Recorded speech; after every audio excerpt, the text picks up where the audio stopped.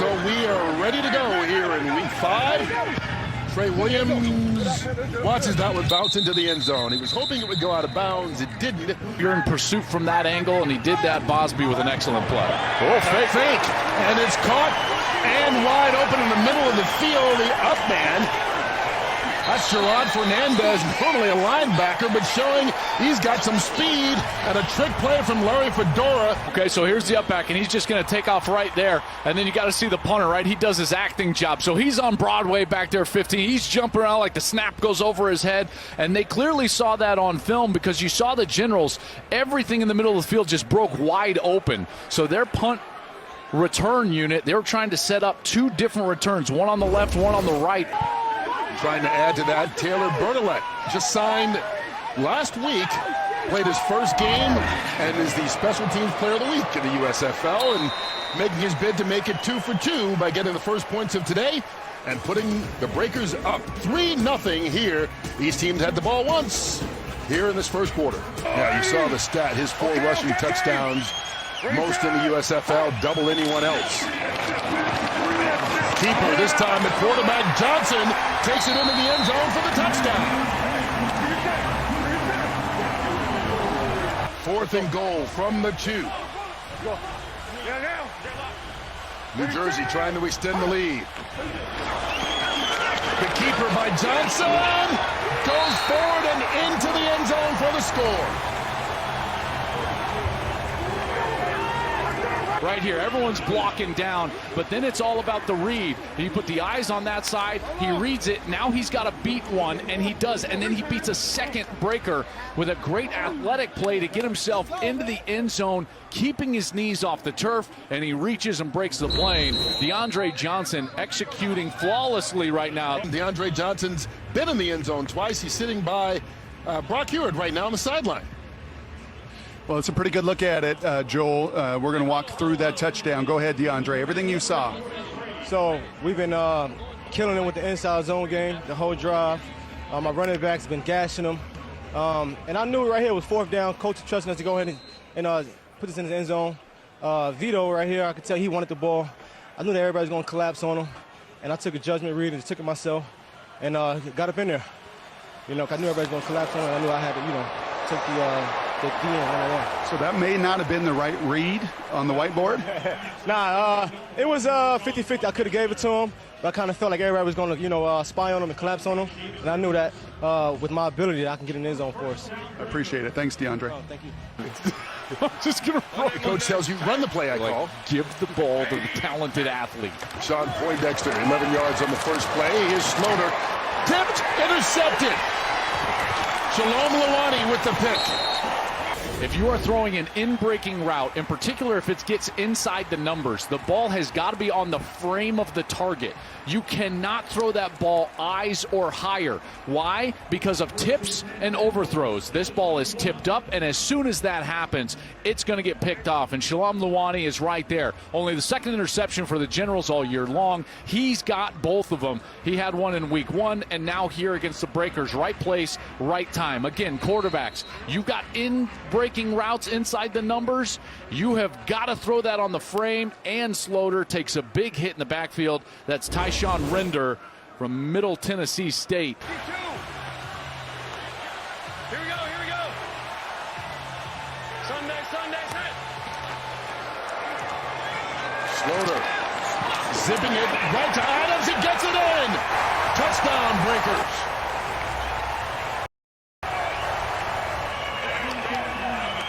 This is a great route by Adams. They're taking advantage of the soft spot in the defense. The soft spot of the defense is going to be right here, and Adams does a great job of finding that seam, and then he comes and he's able to just find that area, and he settles through it. If Adams just races through it as fast as he can, there's no way that Sloter would be able to get him the ball. But because it was zone coverage and Adams understood the coverage, he just kind of settles softly through that open area. Austin Jones comes on, trying to make it a 7-point game just before halftime. And he's good from 22 yards out. The former Crimson Tide, playing in Birmingham now, makes it a 17-10 game with 6 seconds to go. They can get a first down. Slaughter to the back of the end zone, caught, both feet down, touchdown, Johnny Dixon. Boy, he is such a threat at that back end line. Dixon is athletic. He goes up and gets that ball, and watch him with the body control. First of all, you've got all three receivers over there on the left side, and Slaughter's looking over to the tight end, and then he comes back to the second receiver. He's got to throw it over Chris Orr. That's a great pass, and Dixon's got to go up. Watch his eyes go down to see where his feet are going to hit. Bang, bang, 2 feet. Maintains control, going to the ground, and it's a touchdown for the Breakers. What a great offensive series there. Will be first and goal. Ball's on the 7-yard line. That rain gets harder. So does the running by Darius Victor. Touchdown, New Jersey. You know, they're going to allow this gap to be unprotected. Okay, so watch this. You got the Breakers. They're coming up right there, and that's exactly where he runs. The safety fills into the wrong spot. So it's good execution up front. There's no doubt. But you've heard the term gap sound. Well, that's not being gap sound by the defense. They leave that gap totally unprotected. From the 3. Johnson intercepted. First takeaway of the day for this New Orleans defense. Alexander weaves his way through a bunch of traffic. It looks like they're in man coverage right here. Okay, so watch as he's going to come in. He's going to weave into traffic in order to defend his route. He sees his route, now he just gets in there, and now he jumps right in front, and he's able to get the interception. Terrific recognition. And here he's right at the first down marker on a 3rd down. I know that ball's a little bit high. Probably should have come up with it, but what do I always say, Kurt? You throw the ball over the middle as a quarterback, it better be on the frame of your target, and that one was at his eyes or above. It's tipped, and it's incomplete. That's a big kick from Austin Jones. 31-yard attempt. And Jones, just signed this week, makes it a 2-possession game, putting New Jersey up by 10. Here we go, here we go. So a big 4th down. Down by 10. Slaughter throws that one incomplete for Dixon, and they'll turn it over on downs.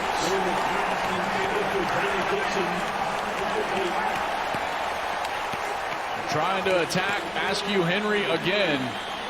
And again, he is there.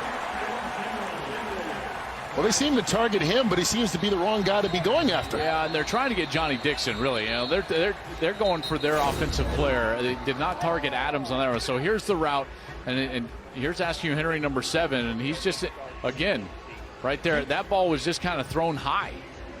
Probably there if he leads him across the field, and Slaughter just unable to hit him. It just has not been his day. 15-36. And he has not been himself, and this Generals defense is a big reason why. The push of the pass rush in his face up front, Mike Riley's crew, and give DeAndre Johnson a lot of credit. He was a big reason why. He was excellent today at quarterback. Got every snap. Came in talking about 2-quarterback system, and it turned into a 1-quarterback system, and that 1 quarterback was number 1, DeAndre Johnson, who played really well. Just curious. Be ready to go. You could hear there Mike Riley encouraging Luis Perez not to be discouraged. I mean, sometimes the game just goes this way no matter what your plan is before kickoff.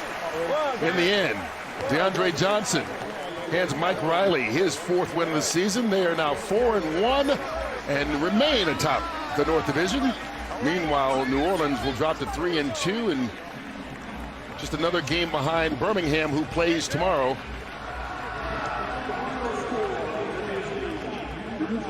So Larry Fedora and his crew have now lost 2 of their last 3. New Jersey gets the win, 27-17, the final over the New Orleans Breakers. We'll be back to wrap things up from Birmingham right after this.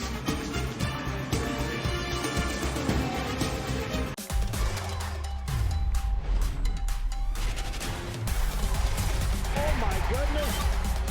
This guy is incredible.